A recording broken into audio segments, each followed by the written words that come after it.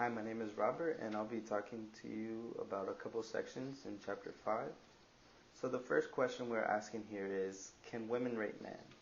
In fact, women can rape men because, as many feminists emphasize, rape is basically an expression of power. Now, when we think about rape, some of the rape characteristics involve a man as the aggressor and the woman as the victim and the vulnerable one. But in a sense, men are not always in power positions and women are not always the vulnerable ones. So in a sense, if a woman can overpower a man in a sexual encounter, they can in fact rape a man. Now this is a sociological standpoint. The new question we have to ask is it physiologically possible for women to rape a man? And the answer is yes, because they can still be forced to perform oral sex or other sex acts. And the women to men rape cases are rare, but in the cases that have happened so far have involved a single victim, which is a male, and two offenders being female. Now most female offenders revert to using verbal persuasion methods of rape. However, the use of verbal persuasion is not legally considered rape if the victim is over the age of consent. So as a result, the use of physical force is considered rape. Just like rape can traumatize a female victim, rape can also traumatize a male victim. For the males, they feel a loss of masculinity. They suffer from sexual dysfunctions such as incompetence, premature ejaculation, or the loss of sexual desire. Now, since female offenders rarely use physical force, the men are far from traumatized. And the most common effects of rape for men is they try to avoid aggressive women and the pressure to have sex. Now, child molestation. Child molestation is considered a form of rape. It's considered a form of rape because victims are too young to be legally capable to give their consent of having sex. Some of the basic facts of child molestations are as follows. Girls are far more likely than boys to be molested. The majority of child molesters are men. Molesters are more likely to know their victims rather than to be strangers. Also, molesters are usually unmarried. They live alone or with their parents and never date. Also, most child molesters have personality disorders. Now, some of the effects child molestation can have on a victim are post-traumatic stress disorders such as nervousness and nightmares, behavior problems such as immaturity, delinquency, or running away, sexualized behaviors such as putting objects in their vaginas or anals, and excessive masturbation, as well as poor self-esteem. Now, there is a social profile of child molesters and rapists, and when we compare the two, they are slightly different in a way. So when comparing men who rape adult women and men who molest young girls, there are certain characteristics. Most molesters are over 35, while most rapists are under 20. Molesters are more likely than rapists to have been abused as a child. Most molesters are more gentle and passive, while rapists are tougher and rougher. Molesters are more likely to avoid physical force and restrict themselves to fondling their victims. Also, most molesters have much more difficult time interacting with adult women in society, while rapists are perfectly normal around women. Also, molesters commit their offense against the same child over a period of time, as opposed to a rapist who attacks random victims at different times. Lastly, most molesters admit their guilt, as opposed to rapists who refuse to do so. Now, as a result, child molesters and rapists are at the bottom. They're at the bottom because they both victimize a person who is much less powerful than they are. sociologist named Amir studied many rape cases, and from all the rape cases, he found that 43% were gang rapes, and that the perpetrators were adolescents aged 14 to 19, who came from lower class families and were members of street gangs. Some ways the perpetrator will find their victim will be by cruising around looking for a female hitchhiker, pick her up, and take her to a deserted area to rape her. They also used weapons such as a gun or knife to kidnap a woman from the street at night. One of the gang members will set up a date, drive her without knowledge or consent, and take her to a location where the other gang members will be waiting so they can all rape her together. Also, gang members will rape a woman in public without shame while others observe. Gang rapes are less frequently to occur on college campuses. Gang rapes are usually referred to running a train on the victim, which means when the male takes turns having sex with one female. At a party, usually lower class adolescents and a college student have a girl drink or take drugs, then rape her when the girl is unconscious. Young boys will most likely do this to prove that they are not a chicken. College students will most likely participate in gang rape because they are too afraid that people will believe they are not masculine enough. When a woman is raped, people first think about the father or husband being disrespected. This is so because women are treated as a piece of property. When they are not married, they belong to the father, and it is said that when they are married, women belong to the husband. According to Robert Hanser, he states, even if it is imaginable, if it is his property, then it was thought that the husband has the right to utilize his own property. Basically meaning that the husband can be intimate with his wife, maybe by force, and it won't be considered rape. And then it's basically saying that the woman is like an object, is like if she has no feelings.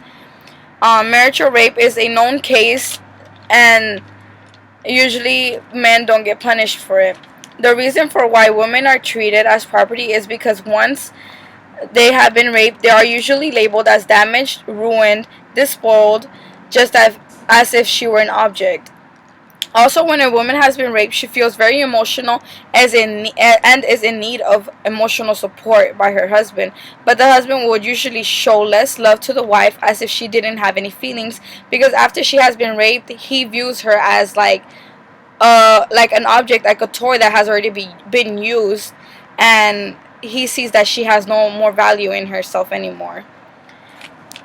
Once women are known to have been with more than one person, it is hard to convict the rapist.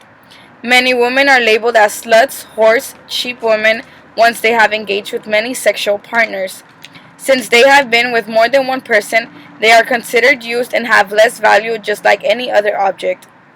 Also, if a woman is poor or lives in a poor neighborhood, people believe that they had it coming, and the rapist most likely will not be at fault for it.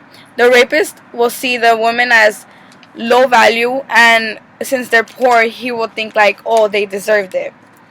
Lastly, research has proven that porn encourages men to rape women, especially the type that shows violence against women within the porn. Since in porn women show no respect towards themselves, men find it difficult to view a woman as a human being and sees them as an object. 114 people had been convicted of rapists, and they were all being interviewed. And one person had said, "Women have no right to say no. Women are made to have sex. It's all they are good for." This basically says that the man is saying that the woman has no feelings. It's like if she doesn't even exist, like she's literally like an object. Also, brutal husbands rape their wives as well, because once the woman is fed up with the husband after brutal beatings that he's given her, she finally encourages herself to leave, and he ends up tracking her down and will most likely rape her and force her to be in the position she doesn't want to be in. Hello everybody, my name is Lisa Cortez. I'm in chapter 5, and I will be talking about males as victims inside of prison as well as outside of prison. According to a popular belief, men are just simply too strong, too in control, or too big to actually be sexually assaulted. But that's not the case in prison. It is actually very common for males to be victims of rape in these prisons. 1 in 5 U.S. inmates in the prison system have been raped. So why so many rapes in our prisons? Well, there are a few factors that contribute to this. For example, the general public does nothing to stop this. Why? Because they have little or no sympathy for these inmates. Rape is not likely to be reported. So if an officer sees that it's being done, he's not too likely to go ahead and report it, just for the simple fact that he does not want problems with these higher power inmates. I guess it's used like a tool to pacify these violent inmates, so they won't take it out on the staff. Rapists and victims are not separated, so they're housed in the same unit many of the times, which only adds on to the occurring of the rape for the rape to continue. Many of these men arrive to prison, and within the first day or second day of his arrival, they are approached by other men for sex. This then causes a lot of the men to turn to suicide to solve their problems, or they go looking or seeking for a protector. However, these protectors always come with a high price. For example, they'll tell the inmate, "I'll go ahead and take care of you from this person," but later on along the journey, this protector will ask the inmates they're protecting for other favors, such as sex would be one, or it forced them into prostitution. Many of these new inmates are also tricked into sex, to paying with sex, with like gambling. They'll make sure that they roll such a high amount of debt that they have no way of paying it, and the only other option would be to repay them back with sexual favors. These men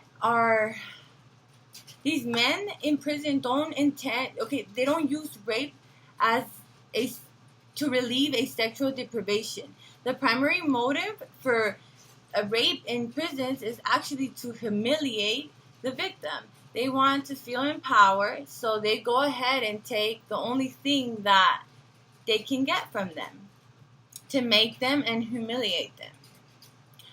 Outside of prison, male offenders are more likely to use physical force instead of debts or any other form of paying back. Sodomy is being the most common mode of assault.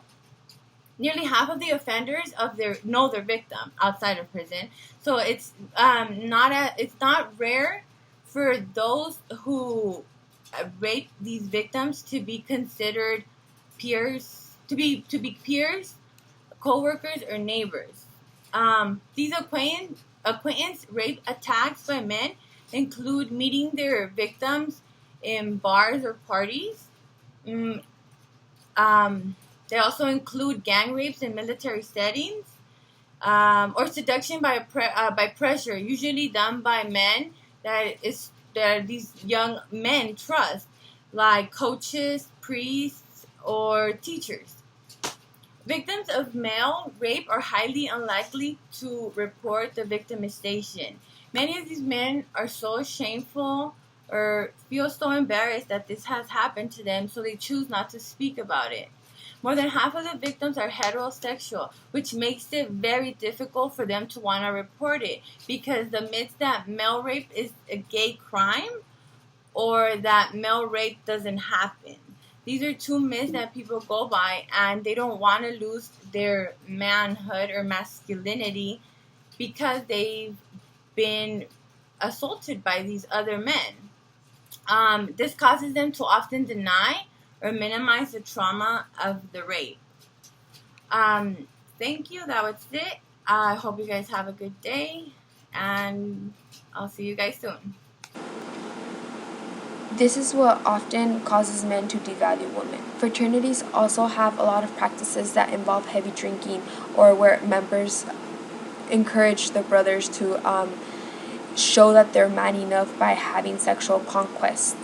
Studies also show that male athletes are tied to being more rape prone more than other students because of the student groups that they're involved in. Acquaintance rape can also be known as date rape, and it's also the most common type of rape. Offenders are more likely to use verbal and psychological actions rather than violence. Due to the relationship that the victim and the offender may have, the wishes of them not wanting to continue can often be brushed off. Victims of date rape see themselves as victims, but they blame themselves completely. This could be that they thought that they were being too careless, or they trusted the man too much, or they were just simply too drunk to hide to be able to resist.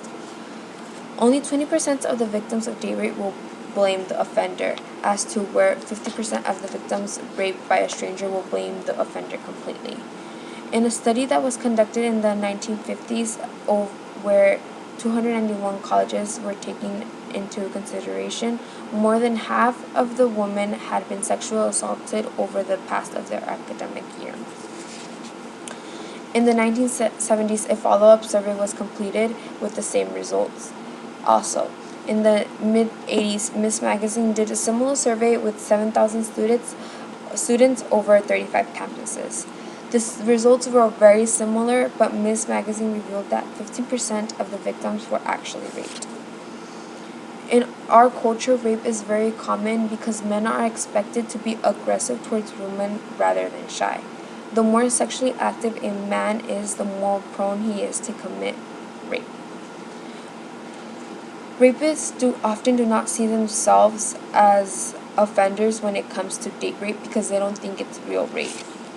A survey was conducted by Ms. Magazine in the same one in the 1980s, where 8% of the admitted actions that would be legally defined as sexual assault or rape, but they did not define themselves as a rapist. The same survey revealed that 75% of the women did not define their experience as rape. And they didn't define it as rape because they thought it was difficult to reveal that someone that they knew actually raped them. So as you can tell, most of the rapes done by someone you know or acquaintance or date rape is done in colleges. 15% of college women have been sexually assaulted. The majority of the victims do not see it as forced rape.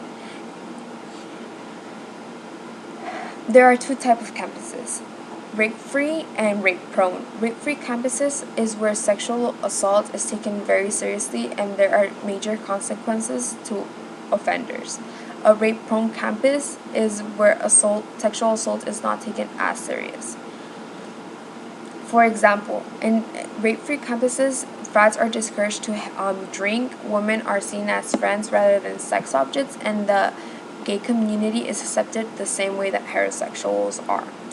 In a rape-prone campus, heavy drinking is encouraged, and taking advantage of drunk women is acceptable, and gay guys or just the LGBT community is negative. Studies concluded on campuses have shown that student groups like fraternities contribute heavily to campus, and this is because of and together. So if someone sees that a person is being sexually assaulted or a person is being raped, they won't intervene because it's their brother and they put them before the victim. Several facts also focus on the value of maleness and masculinity rather than